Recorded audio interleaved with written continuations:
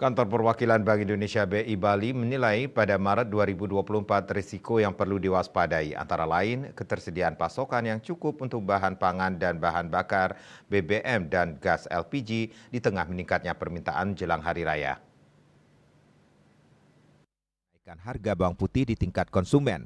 Selain itu, masih terbatasnya produksi padi pada Maret 2024 berpotensi menyebabkan berlanjutnya tekanan kenaikan harga beras di Bali.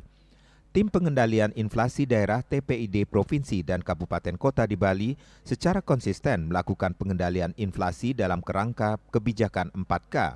Kebijakan 4K antara lain peningkatan intensitas pelaksanaan operasi pasar murah di seluruh kabupaten kota sebali untuk bahan pangan, pelaksanaan koordinasi dengan Kementerian ESDM dan Pertamina untuk meningkatkan pasokan gas LPG 3 kg, pelaksanaan program gerakan tanam cepat panen yang diawali di lingkungan pemerintah Provinsi Bali dan akan diperluas di seluruh kabupaten kota di Bali.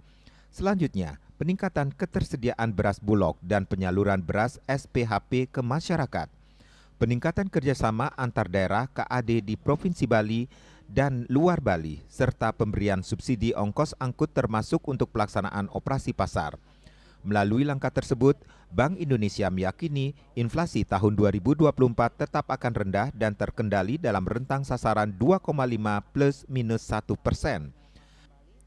Erwin mengungkapkan, berdasarkan rilis BPS Provinsi Bali, perkembangan harga Provinsi Bali pada Februari 2024 tercatat inflasi sebesar 0,61% MTM, lebih tinggi dibandingkan inflasi bulan sebelumnya yang mengalami deflasi sebesar minus 0,09% MTM dan lebih tinggi dari inflasi nasional sebesar 0,37% MTM.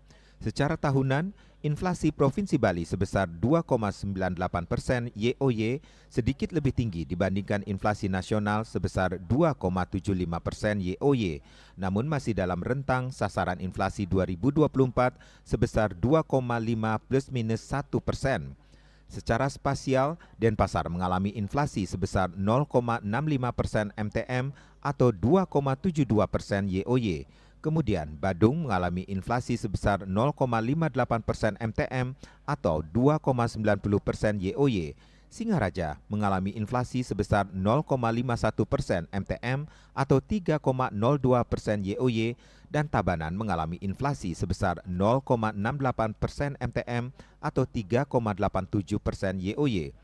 Berdasarkan komoditasnya, inflasi terutama bersumber dari kenaikan harga beras, tomat, cabai merah, daging ayam ras, dan daging babi.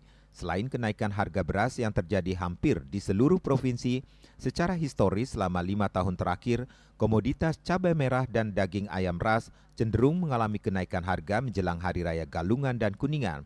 Sementara itu, inflasi yang lebih tinggi tertahan oleh penurunan harga bawang merah dan cabai rawit. Bisnis Bali melaporkan.